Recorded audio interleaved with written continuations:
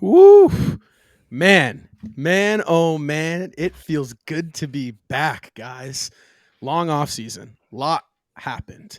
I think this is our first episode in a while. I mean, the last time Justin and I did a little Coach Rob interview a while back, but essentially, first, before I get started, how's it going on, everybody? Welcome back to the Celtics Talk Weekly. I am your host, Rob Atayan. Joined with me are my two lovely co-hosts, Justin Lowe and Ian Angelo, and I can speak for all of us, guys. We are so happy to be back recording a podcast. The Celtics season is just a week away. Media Day starts in a week.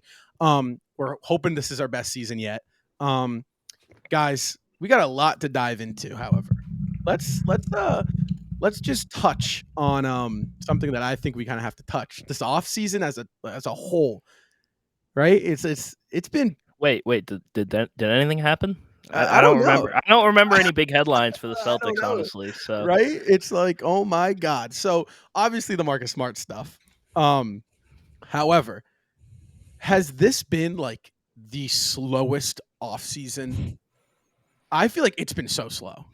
It's because it all happened in June. It happened literally like snap of a finger right after the NBA Finals. Like I don't think we've seen such a fast-paced offseason to start off. Usually, like things don't pick up till free agency. Like what is it, like 4th of July? Right. But everything happened so quick, and like the second the finals are over, teams are now allowed to start, communicating and getting on this. Getting on free agency and summer league, and everything just picks up so quick. Everything just happens so fast, and it leaves us with a very dry August and September. you know who else I blame? I blame Damian Lillard. Oh my God.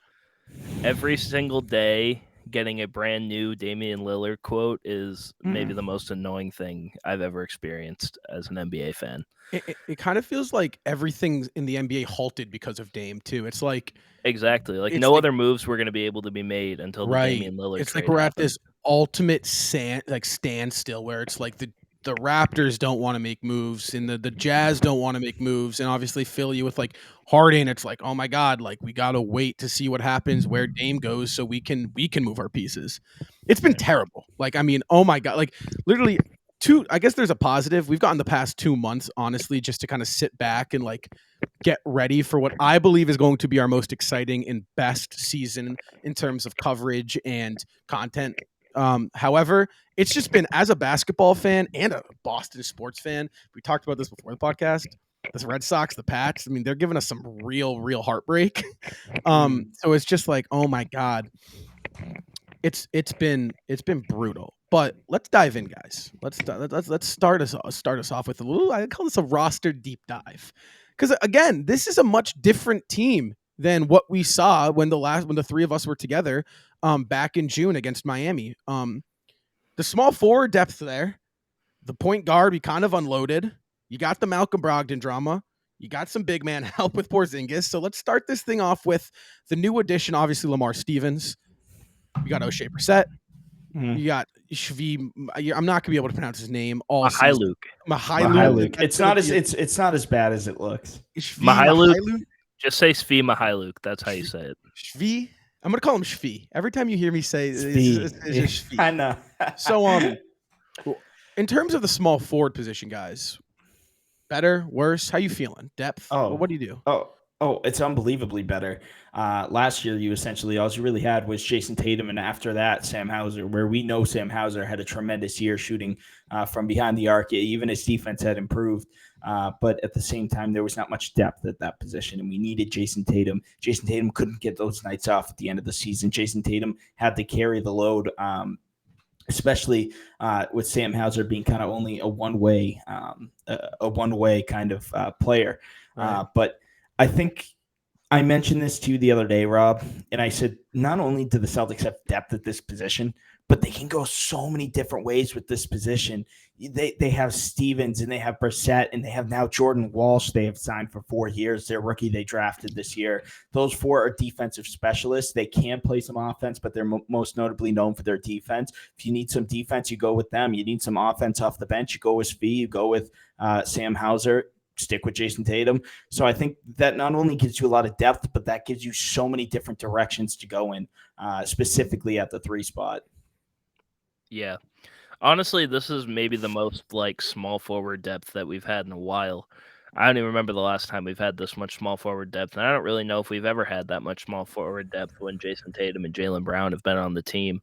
It's really nice, and it kind of seems like a recurring theme of this offseason was Brad Stevens bringing in guys that have torched the Celtics in the past. And they just brought him in and said, you know what? You're no longer going to torch them. You're going to be a part of this team. And honestly, I think it's probably the people that they chose were pretty good options. I really like Lamar Stevens. I think Yeah. he's going to be a pretty big piece to this team. O'Shea Brissett's pretty good. Delano Banton, although he's like a two-way guy or it's not like a non-guaranteed contract guy, I still think he can provide something because a 6'7" point guard is something that it's not very common. So Right.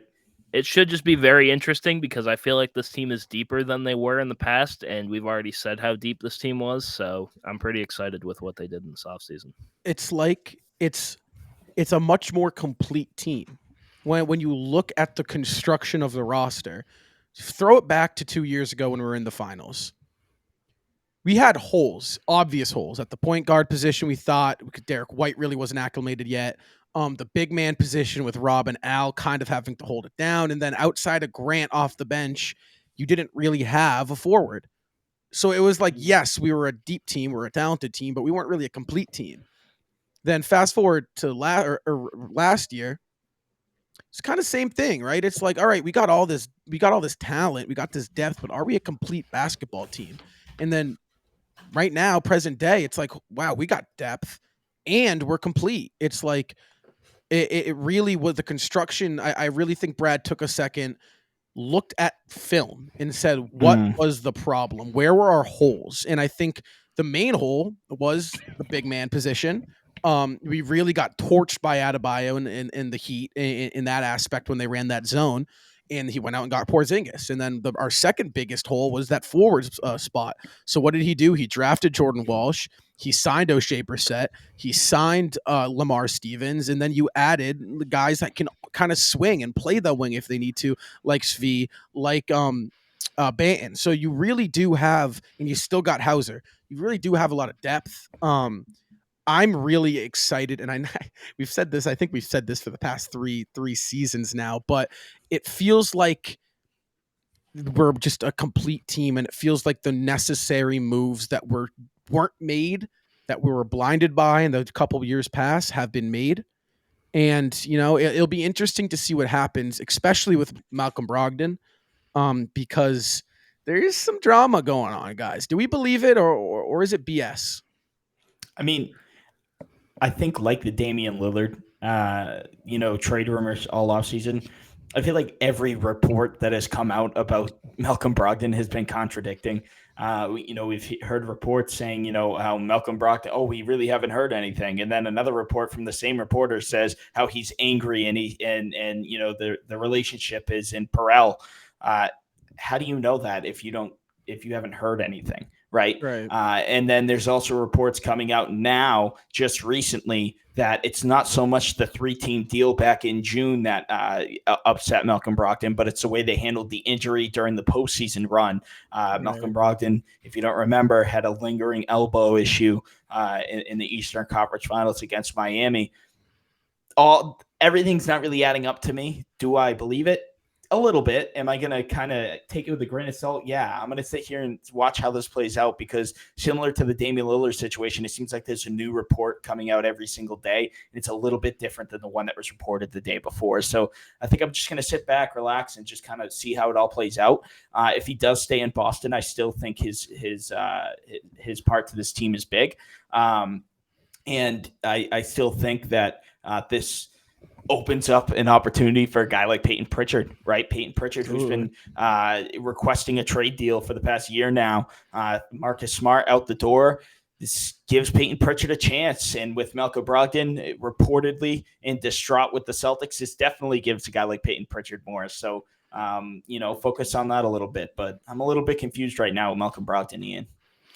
Yeah, I mean, this Malcolm Brogdon thing kind of came out of nowhere. I didn't really understand it at first because of the contradictory reporting that you said, like, he's mad about the trade, and I'm like, all right, I guess I can see it. I mean, I wouldn't want to get traded.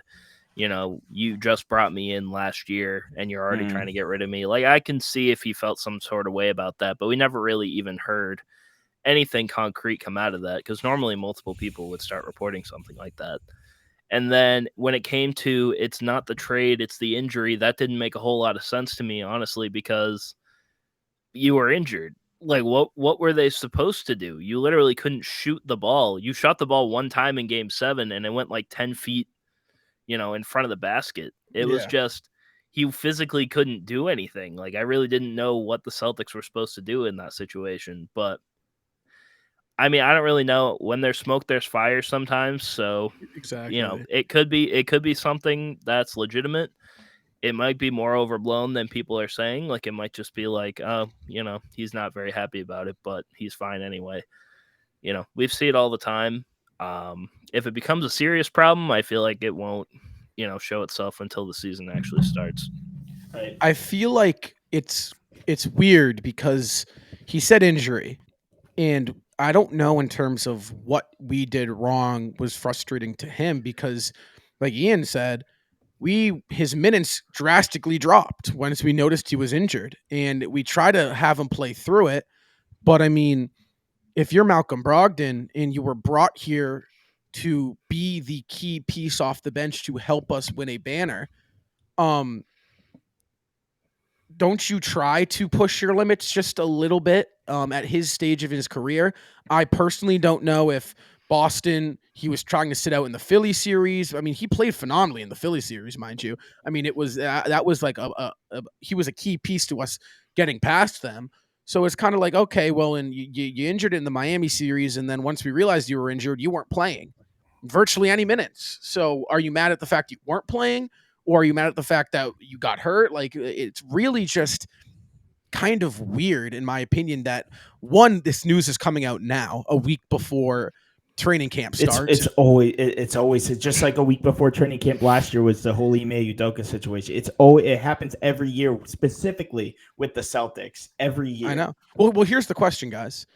If it is true, if it's not BS, where do you go? Do you look for Buddy Hield? I mean, what direction do you steer? Because you do have Peyton Pritchard, who I'm confident in can run that backup point guard slot. So are you looking to replace a guard? Or are you trying to get more depth elsewhere with a guy like Buddy Hield? I mean, Buddy Hield would be cool. I'm not going to lie to you. It would be a little ironic trading him back to the Pacers after just trading like half the team to get him. Right. I mean, I like Peyton Pritchard. I don't know how high I am on him, though. Like, the only time that we've really seen him actually kind of run the point guard for the Celtics in a long period of time was his rookie year. And he did okay, but obviously it was his rookie year, and he is a lot better than he was then. But at the same time, I really don't know if you can have an undersized point guard in today's NBA run the bench unit. Exactly. So, in my opinion, I feel like if the Malcolm Brogdon thing is as serious as they're saying it is, I feel like you try and move him and try to get another guard. I mean, obviously, it already happened, but the Marcus Smart trade, before that, we would have gotten a guy like Tyus Jones. So, yeah. Was it Ty? Yeah, it was Tyus Jones. Yeah, it was Tyus, yeah. But yeah, I mean, if they can look for a guy like that, I can't really think of anyone off the top of my head. Right. But if they can look for another point guard type, I feel like that would probably be the move if it was as serious as people are saying it is. Yeah, I don't know if it's quite as serious as everybody's saying it is. I think the Celtics do have the flexibility, though. I think many teams would jump on Malcolm Brogdon. I think the only thing is obviously the whole injury thing with him. We know what we can get out of Malcolm Brogdon on a nightly basis. The problem is, how available is he going to be on a nightly basis? But here's the thing. Celtics have that opportunity right now to stick with Malcolm Brogdon, fix things, go through training camp, go through preseason.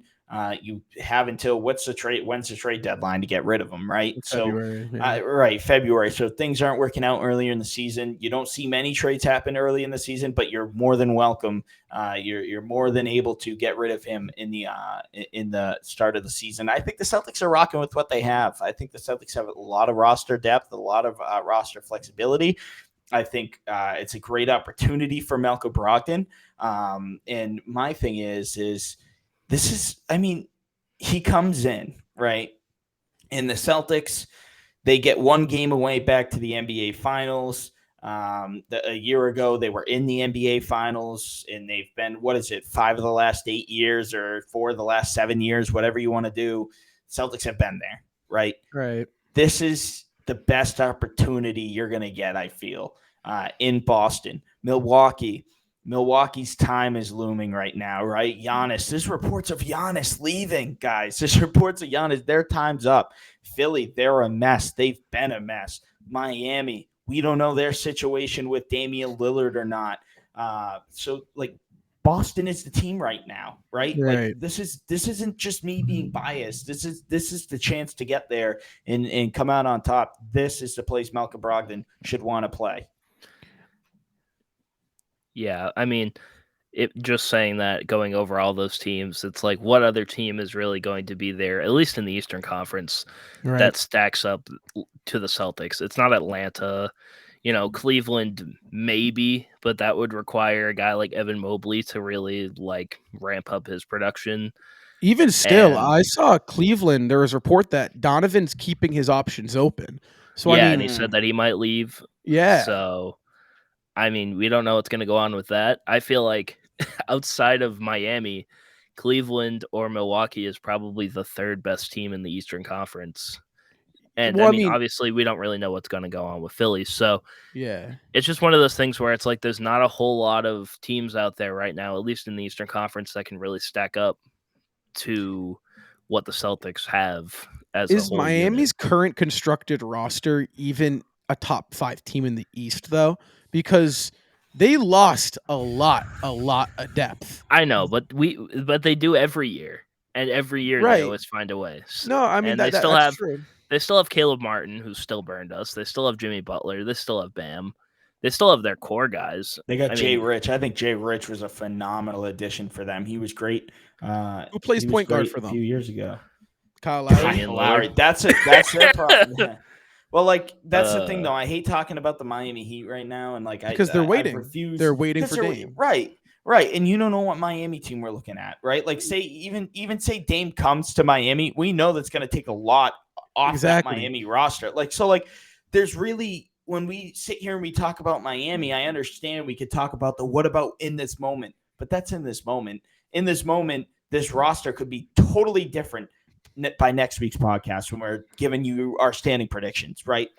Who knows, right? And that's good kind of prediction on what next week podcast is going to be. Damn. That's the same thing with Philly too. The James Harden situation is very messy. Maybe not as messy as the Damian Lillard situation, but it's still, we don't know what that team's going to look like. So right now, this is as wide open. We say this every year. I understand that, but this is wide open as the East is going to get for the Celtics, and this is the team that's going to do it. It has to be. Last year, we said it was open, but we said it was open with an exception of the Milwaukee Bucks.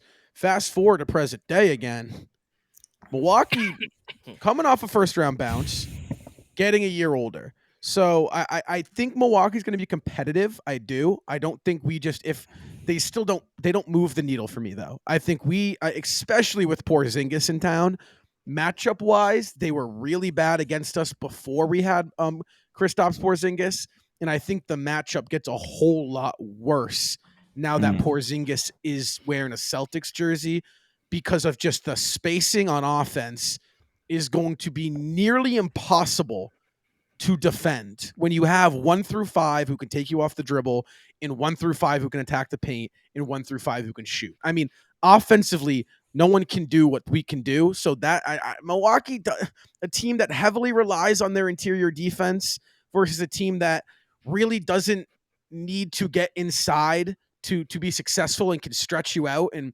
open up the paint. I'm taking the team that can space 1 through 5. We sit here and we pick apart our own team, right? Like, what's going on with Malcolm Brogdon? Is Jaylen Brown going to sign the extension? Go look at Milwaukee right now.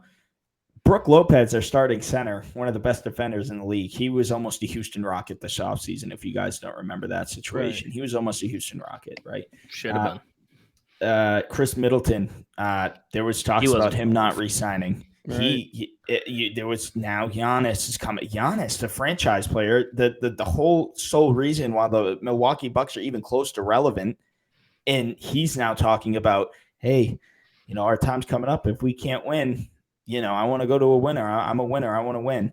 So I feel like also they might be a little bit smaller market in Milwaukee, Wisconsin, but that's not talked about. The focus is on the Celtics. Oh, Malcolm Brogdon, he might be leaving. Oh, Jaylen Brown took forever to sign the extension. The Jays really can't play with each other. That's all those eyes are strictly on Boston. And I think this is the team. I really do think this is the team because, Rob, you mentioned this is the most complete team I think we've seen from the Celtics. I said this to you the other day.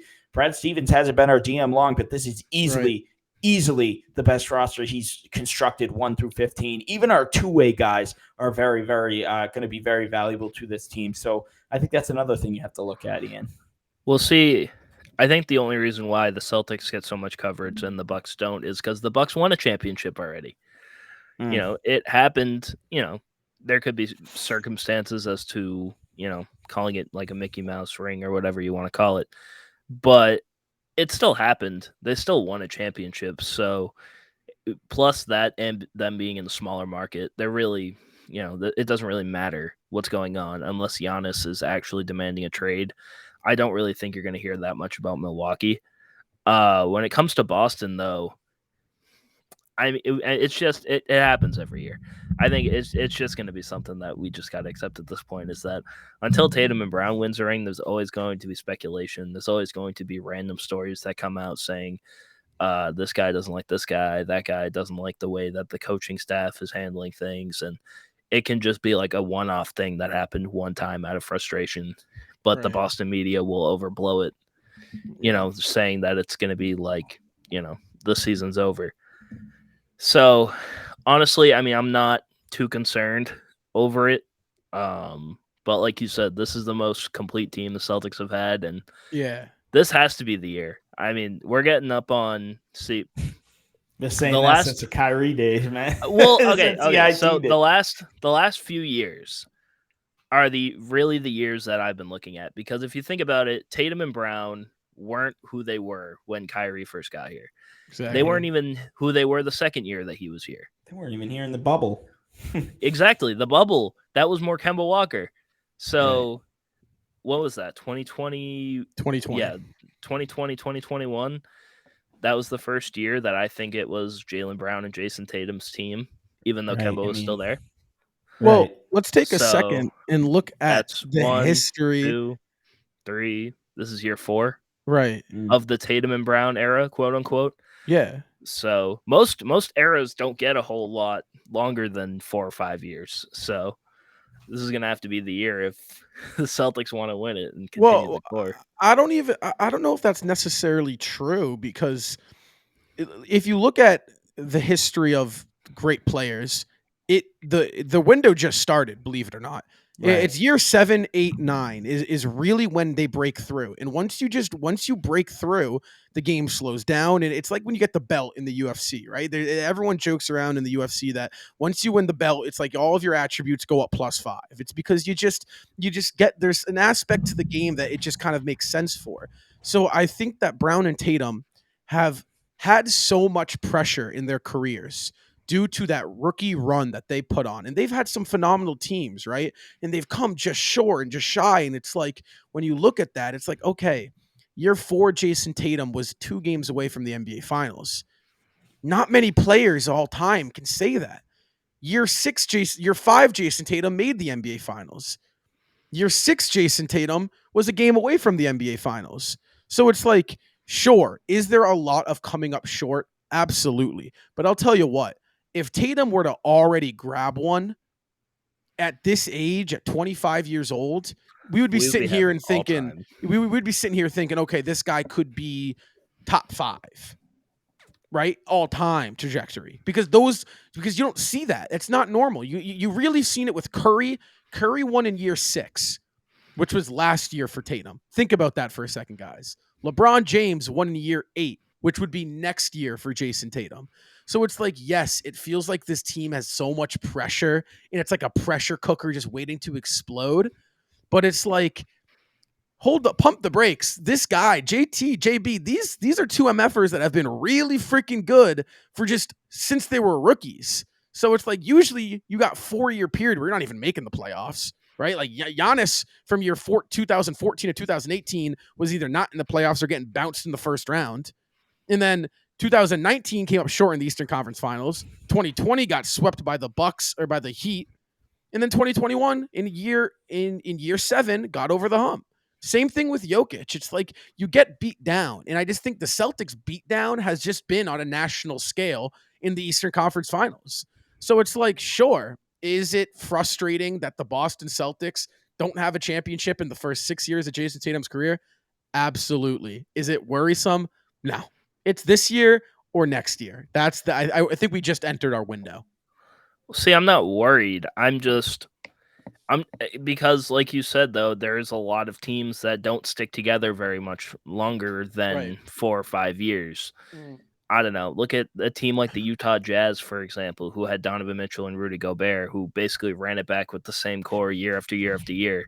Mm-hmm. And there's a bunch of teams with examples of that, and they just never came up short. And I'm not saying that they're going to trade Tatum or Brown or they're going to blow up the team because of this, but I think the Celtics are in a unique situation where they already have Jaylen Brown signed long term.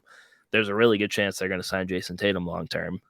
And they've already had so much experience coming up to this point that I still think that their window is still open. I just feel like this year, after the expectations of coming up short in the finals, what was that, 2 years ago? Then last year with the heartbreaker Game 7, and it kind of felt like the team wasn't, completely there all the time. Right. It just kind of feels like this is the year where they kind of have to put it all together. Right. And you know what? I think that started with the Marcus Smart trade. I think that was Brad I was just going to say that. Yeah. I think that was Brad Stevens saying, you know what? Screw this. Tatum and Brown, do it. No more hiding behind Marcus Smart. And it's your time to go out there and go just be great. And I think Smart, looking back at it, it sucked, right? Losing Marcus Smart from this team was like, oh, it was gut-wrenching, right? It sucked. But 2 months removed, I'm sitting here, I'm like, it had to happen. It just had to happen. It was just it wouldn't have, nothing would have changed because Smart just, it just wouldn't have changed.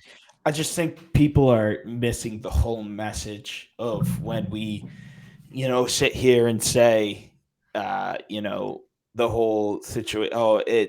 Smart gone is Boston's best case scenario because this forces Tatum and Brown to step up into the leadership. Oh, you're disrespecting Marcus Smart. How is that disrespectful? Yeah, we know the leader Marcus Smart has been over the last 10 years, 9 years, whatever you want to say.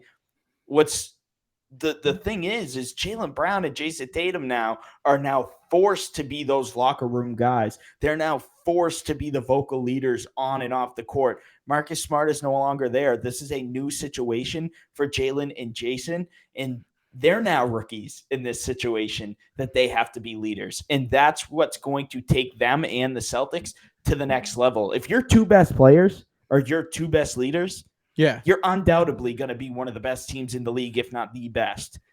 I think this is just a tremendous opportunity. And I love Marcus. You guys know Marcus is one of my favorite players. Absolutely. But just because a new opportunity looms for Jayson Tatum and Jaylen Brown and you're excited for it, that doesn't mean you're disrespecting Marcus Smart, because we know what Smart gave this team, gave this city for the last 10 plus years. We know that. So Jaylen Brown and Jayson Tatum have to kind of navigate and find ways to lead this team and put this team really on their back, not just scoring wise, but really put this team on their back and get back to the NBA Finals, and this time get over the hump. Well, I think it's funny because there was this idea around the league and for the Boston Celtics that Marcus Smart had to be this team's point guard, right? The ball had to be in his hands and he had to have been playmaking. And I sit here and I'm after it's all done and he's shipped off, I'm thinking to myself, well, hold on. No, he didn't. He never had to be. This team doesn't need a traditional point guard. It doesn't. You have Jayson Tatum you need the ball in Jayson Tatum's hands as much as possible. Action should start with Tatum. And you need guys to make Tatum's life easier. Guys like Derek White, honestly, like Malcolm Brogdon. You look at who off the Celtics, a guy like Buddy Hield could help. Sam Hauser, right? Porzingis, those guys make Brown and Tatum's life easier. So it's like, as much as I loved Marcus Smart, you just kind of sit there and it's like, I think there was just a fundamental understanding of Smart was here for so long, and he just rightfully so had this role on the team that maybe he just couldn't fill, and it just didn't work out. That sometimes it just doesn't happen, right? And I think that is just kind of something that Brad took a look at and that we're taking a look at, that you just kind of understand. It's like, hey man, it didn't work out, and we just gotta, we gotta restart, and we gotta go a different direction. See, with my thing about Marcus Smart, and I kind of thought about this for a while after the trade, in a way, it kind of felt like his role was becoming redundant. Yeah. Yeah, good point. I mean, I'm not going to say overall that he was a bad defender last year, but let's be honest. Derek White played a better defense than Marcus Smart did last year at the same position, at a higher level, and he did it more consistently scoring-wise. And then when it comes to the facilitating thing, Jayson Tatum was a great facilitator last year. That's how we got back he's only against the getting Heat. better. Exactly. Yeah. He's been a great facilitator. Now, I'm not saying you don't need Marcus Smart because you have Jayson Tatum, but there's other guys on this team that can facilitate. You have Tatum, you have Derek White. I mean, Kristaps Porzingis can facilitate a little bit. Robert Williams can facilitate when he's put in the situation. Al Horford can make the right pass when it's in the right situation. I feel like Jaylen Brown can improve on that. Like, it just feels like there's a lot of guys that can do the same thing that Marcus Smart was doing, and him being in the lineup was just redundant to the other people around him that could do the same thing. So I'm not saying that they didn't need Marcus Smart at all, because they did need him. And, I mean, let's be honest. I mean, what was that series? The Atlanta series where he went off? He was great. They weren't going to win one of those games without him, so he was great in the Atlanta series. And it just felt like over time, there was just a lot more people that could do the same thing. So it kind of did feel like it was inevitable that he was going to be traded. That doesn't, it doesn't mask the fact that it hurts. But I do feel like the Celtics will be okay without him. And I feel like he'll help the Grizzlies a lot more, because the Grizzlies need a guy like him. You want my opinion? I think it unlocks a new level we hit. I really do. I think it unlocks another level to this team. I think that, again, he was locker room wise third dog, right? In terms of it's Brown, it's Tatum, it's Smart, right? And again, he deserved all of it. It's no discredit to Marcus Smart, but talent wise, he just couldn't produce like that. He just couldn't. So I think now it's like, okay, no, top dog, Brown, Tatum. And that just concept that everyone can have a grasp, and that the last 5 minutes of the game, the ball isn't being dominated by Marcus Smart. It's being dominated by Jayson Tatum and Jaylen Brown. And then you add Kristaps Porzingis into that.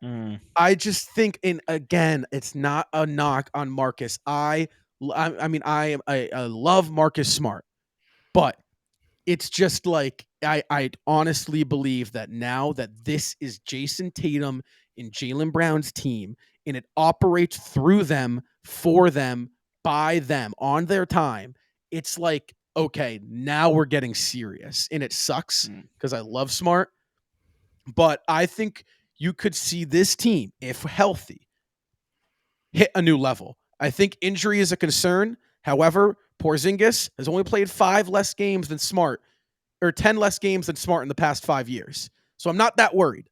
But, man, oh my God. It's exciting. Here's my thing. And I think not only does this unlock a new level for Boston, I think there's a player that we really haven't talked about, and I think this player is going to unlock something for Boston. I think it's going to be Robert Williams. Robert Williams has been in this league for how long? How long has it been? Has it been 6 years? This is year 6. This is year It's been in the league 6 years, not 1 year. Jeez. Not one offseason has he been healthy. Right. This offseason, he's been healthy. We've seen some videos. I get it. Offseason videos don't really mean too much. But we've seen some off-season videos. I like what I see. He looks healthy. He looks comfortable. He looks like he's working on his game. And he had one thing he needed to work on this year. That thing is being more selfish, per Jayson Tatum request. You need to be more selfish. Right. I feel as if, and I know this is a big if, because Robert Williams the past 6 years has been one of the most injury-prone players in the league, at least at his position. But I think Robert Williams unlocks a new level for this team. I think he creates tremendous opportunities. I think he feeds off of Jaylen Brown and Jayson Tatum so well. He's one of the best centers around the rim, especially as an undersized center. He's one of the most athletic centers at his position. And I think if he can stay healthy, the opportunities are endless. He's still young. And I think his game is just expanding more. We see a little mid-range shot getting going for him. I think that could be huge. We don't need him to extend to that corner three, although that'd be pretty sweet. We don't necessarily need him to now that we have Porzingis and Horford in the front court. But I think Robert Williams, a healthy Robert Williams, unlocks an unbelievable Boston Celtics team for this upcoming season. We'll see. I was talking about that when it came to the facilitating. Yeah. One of Robert Williams' most underrated attributes is that he's a really good passer when they use him in the offense. Right. That 2022 season with Ime Udoka, I mean, he was looking like Jokic with some of the passes that he was able to make. He had a triple-double against Phoenix with assists against Phoenix. Yeah. Like, he's a capable passer, and given the situation, he can make the correct pass. So I feel like, and I mean, it's not only on the players. I feel like this is also going to be a big year for Joe Mazzulla, because this is going to be a development year for him, because this is the first time that he's going to have, his offense, his team. This is his coaching staff. He's freaking this is the first year that he's going to have his own staff. Last year, he was thrown into the fire, the fourth guy behind Udoka the year before gets thrown into the fire and is immediately the youngest head coach and has a staff that he's never worked with.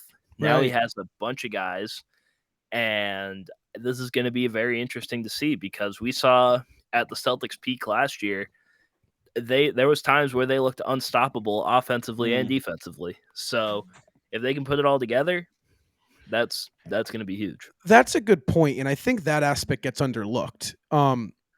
Boston could have, in my opinion, maybe kept the same roster, added the coaching staff, and I think they could have been right back in the finals. I think there was a possibility that Joe just needed the staff. He just needed a guy where Joe could lean on him on X, and Joe could go to Y for play calls, and just have his guy, his staff. They're connecting. It's like just like your starting five, right? Where it's like you want to be connecting on all cylinders. Joe didn't have that. Damian Stoudemire left mid-season to go coach Georgia Tech. So it's right. So it's yeah, definitely. Did there need to be roster constructions? For sure. But the thing that's getting crazy underlooked is the addition of the coaching staff of Sam Cassell and I'm blanking on the name. The guy from Milwaukee. Charles Lee, Amile Johnson. I mean, real depth in the coaching. That's exciting. And I think that's going to take this team again to a new level. And that I do have a question, because I'm interested to hear what you guys have to say, and kind of goes with coaching. What's your ideal starting five? Because when you think of coaching, last year the starting lineup was kind of consistent for the most part, but I have this theory. Yeah. I do, because people jump on me in the comment section before I can even explain. Okay. So let me explain. Speak your mind. I think the Porzingis and Al Horford tandem. No. Can you listen? See, you're one of the people in the freaking comments. Sorry. Actually, I think you literally are one of the people in my comments. Okay, listen. I think the Horford and the Porzingis, you play 5 out on both ends of the floor very easily. Listen, it fits Mazzulla's play style very well. Mazzulla likes to run, and he likes to shoot the 3 ball. I don't know if that's going to be his method and his strategy this year, especially with the new coaching staff. But what we've seen so far of a year's worth of Mazzulla, he likes to shoot the three and he likes to play fast. I think Horford and Porzingis gives you the ability to stretch the floor a little bit better than Robert Williams and Porzingis does. Now, let me just say this. That's a starting lineup. That doesn't mean Al Horford, 38-year-old Al Horford, by the time we get to playoffs, has to play more minutes than Robert Williams in that position. That does not mean that at all.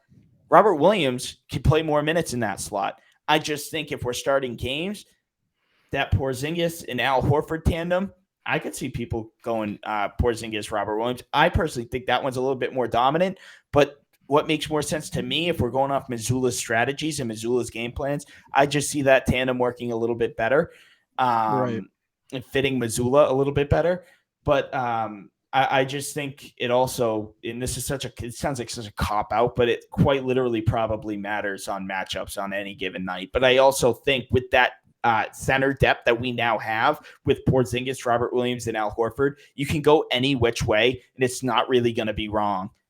So here's my problem with starting Al Horford. I don't hate it. Off principle, you're correct. The spacing there, defensively there, everything's there. He's 38 years old. Do that in the playoffs. Regular season, I want Al Horford playing maximum 15 minutes a game. But again, Rob, that doesn't mean he has to play more minutes. I want my starting five. I know to be acclimated, so they get when they get to the. Yes, I agree. Yes, I agree. I don't want Al Horford starting. I don't want him starting. I think we're past that point. I really do. Do you think his legs get tired when he sits on the bench at this age? I think I saw. We talk about age in sports. It's so ridiculous. He's freaking 38. He's young. We're talking like he's 90 years old. Well, no, but it's like I know he's already halfway into the grave by now. Oh, Ian. Sports wise. Way to lay it on him. I hope you're not watching it. Apologies. I'm talking strictly basketball, not life. I'll tell you what, Al. I'm 20. You're 38, and I couldn't do a lick of what you do at your current age. So, but my point is that as off track as we got, I don't even know if I remember my point, quite honestly. Not thinking about it. Your point was you want the starters acclimated in the Oh, right. There we go. Okay, yeah. So, last season I saw an Al Horford that lost his legs, and it really hurt us. Do you remember? Bam got everything he wanted on Al in that Miami series in those first 3 games. I mean, he really did what he wanted, when he wanted it, how he wanted it. Honestly, like it really put us in a hole in the 3-point shooting category. You saw his legs give out. So I think you're right. I don't hate the idea of Al. No, I do. I do hate the idea of Al Horford starting. I'm not going to try to make you feel better. You're telling me that I'm not like wrong. Like you don't like the idea that I'm not wrong. Yeah, you're not wrong. But personally, I'm going Derek White, Jaylen Brown, and this is I'm thinking for the first 20 games maybe Lamar Stevens at the 3, Tatum at the 4. Porzingis at the 5. You can play Robert Williams. Hey, listen, you can play Robert Williams 35 minutes just off the bench as your 6th man alongside Brogdon, Horford, Pritchard. I mean, come on. I mean, think about it. Stevens, what he brings defensively, shooting-wise, spacing-wise, height-wise, it clicks with that 5. And then off the bench, you don't have to have Luke Cornett in the rotation because off the bench, you have 15 minutes of Al Horford and 30 minutes of Robert Williams. And then Tatum can get shifted back to that 3. So I think I wouldn't hate Robert Williams starting, mind you. This is just kind of like honestly, my just like kind of bold starting lineup prediction. But I think Lamar Stevens would be a phenomenal fit. Where do you put Porzingis in a starting 5? Either way, whether it's Al or Rob, you put him at the 4, right? Yeah, put him at the 4. Yeah. So I appreciate both of your points, but you're both wrong. So my starting lineup would be obviously White, Brown, Tatum, but it would be Robert Williams and Kristaps Porzingis rounding out the 5. Because in my opinion, if you want to get the best out of Robert Williams, you need to have him acclimated with the best players on your team. That's true. When he was in the starting lineup, he was the most valuable player on the Celtics roster when it came to defense and offense, when it came to the lob plays, Right. when it came to just the little plays. And I know we have Porzingis now who can do the same thing, but I want Robert Williams on the floor with my best players to be acclimated, because when we had Marcus Smart, he was able to do all the lobs. He was able to have chemistry with the rest of the starters. That's what I want to see. And if Robert Williams is going to develop into a better big man over time, I want him playing with the best possible players. So that's why I want him in the starting lineup. And that doesn't mean Al Horford's not going to get 20 minutes a game. He can still play a lot more. And I think it'll be basically matchup based like it was last year. But with Porzingis, honestly, what I'm really excited for is when Tatum is going to run the point, and it's going to be Tatum, Brown, Porzingis, Rob, and Horford. That lineup's going to feed families. That lineup's going to go crazy. I don't think it'll happen often, but if it does, I feel like remember when the Denver Nuggets went with an all-center lineup in the bubble? Yeah. Michael Porter Jr. and Jokic. But I think this lineup I feel like could work. I feel like Tatum at the point would actually work in a lineup with a guy like Brown, Porzingis, Rob. And I'm just Horford. taken back that Rob did just totally diffused. Yeah, all Lamar my credibility. Stevens kind of came out of nowhere. You diffused all my credibility of saying I think Al Horford should start, giving you my honest opinion on a question you asked, Rob or Al, and you came up with Lamar Stevens. Yeah, I do. Dude, all right. First of all, I'm nothing against Al. I want Al Horford playing big minutes in the playoffs when it matters. So you don't think his legs will get tired from being tired? You still play him 15 minutes a game, 20 to max 20. But it's like, listen, you have no need with Porzingis and Rob. You have no need for Al Horford to be touching over 15 minutes a game, 20 minutes. There's just no need. So anymore. why would Lamar Stevens start over Robert because Williams? You get to slot Tatum. You get to slot Tatum down to the 4. You still get that spacing aspect that you were in love with Al Horford being out there, because Stevens can play in that corner position. He can play defensively. He can switch 1 through 4, right? He's quick. He's fast. And I think he brings an element of, okay, well, KP, you're out. Rob, you're in. All right. Okay, now listen, next one, Lamar, you're out. KP, you're back in. Now we're running the double big. Okay, Rob, you're out. Now you finish off the last 4 minutes of the quarter. Right. So it's like, I think it just sets a baseline to just do so much more, because off the bench, it's not Al Horford. Bench depth or bench big man depth done. It's Robert Williams, Al Horford.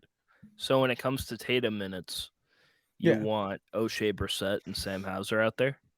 Yeah. I'm fine with that. I think, I mean, what did we have last year? That confused me. What? So backing up. Well, no, because I'm saying the forward spots. Right.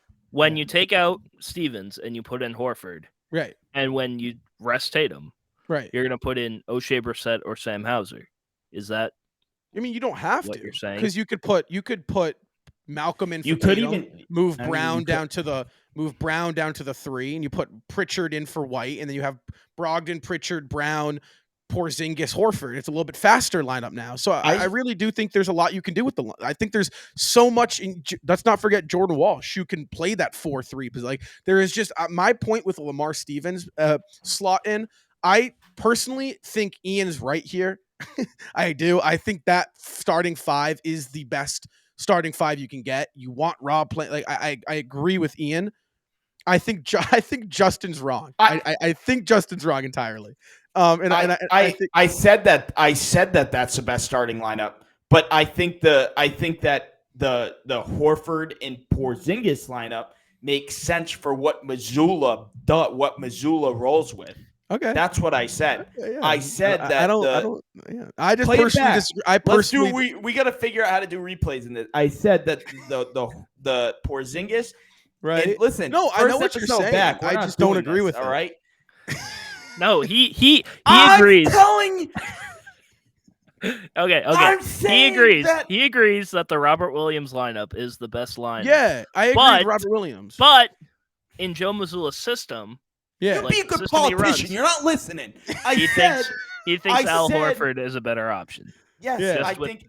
No, I know. I understand that, and I just don't agree with it.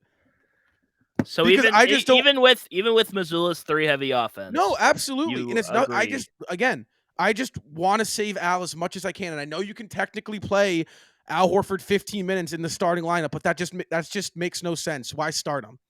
Bring him off the bench after 6 minutes and let him play the last 5 minutes of quarters, and right, you just don't need to anymore. That's all my point is. My point is Will he that be able to adapt to a bench role? He's never. he's been in a 38. bench He role. better be able I to. think- Otherwise, I'm shipping his ass off.